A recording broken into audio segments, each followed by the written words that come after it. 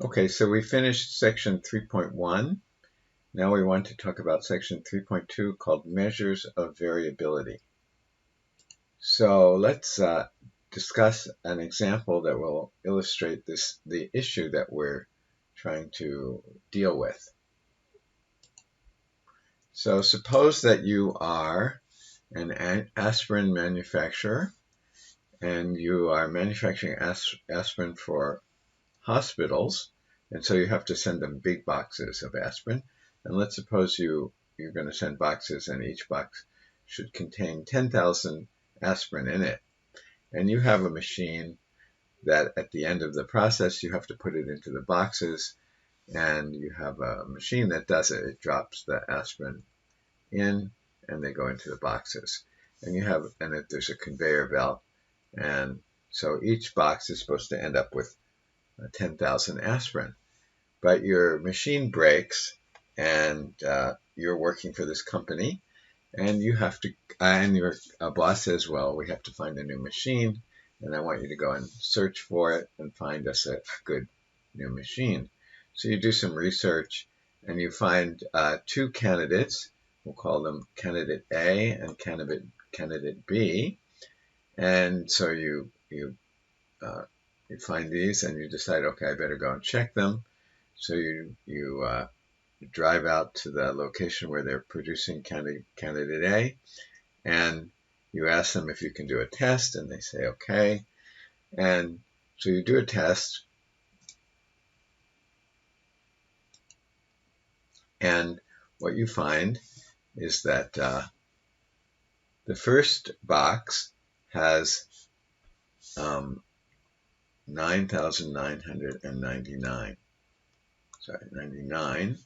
aspirin in it, and the next box has 10,001, and the next box has 9999, and then 10,001, and then again 999, and so on.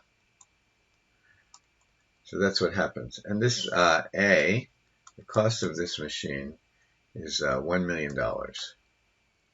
Okay, and then you you find the second machine, you go and you test theirs, and then you find that the first box has 20,000 in it, and the second box has 0, and the next box has 20,000, and the next box has 0, and then 20,000. I think I forgot a 0 here. Okay, so, and it has this pattern. So it's like missing every other box and then dumping twice as much into the next box. So you check that machine cost, and that machine is $300,000. And so, okay, you go back to your company, you have this information, and you make an appointment with your boss, and you tell him about these machines, and you say, well, there's a machine A, and it costs $1 million, and there's a machine B, and it costs $300,000, and the average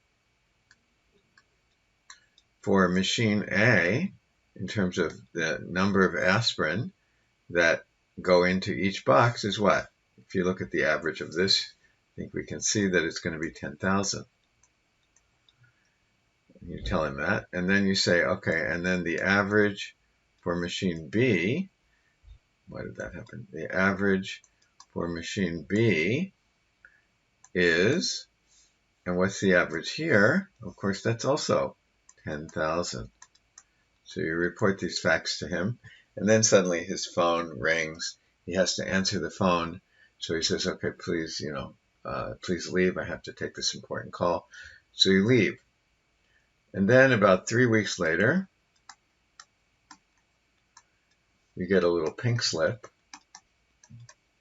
and it says, unfortunately, it says, you're fired. So what went wrong? What went wrong here? Why did you get fired?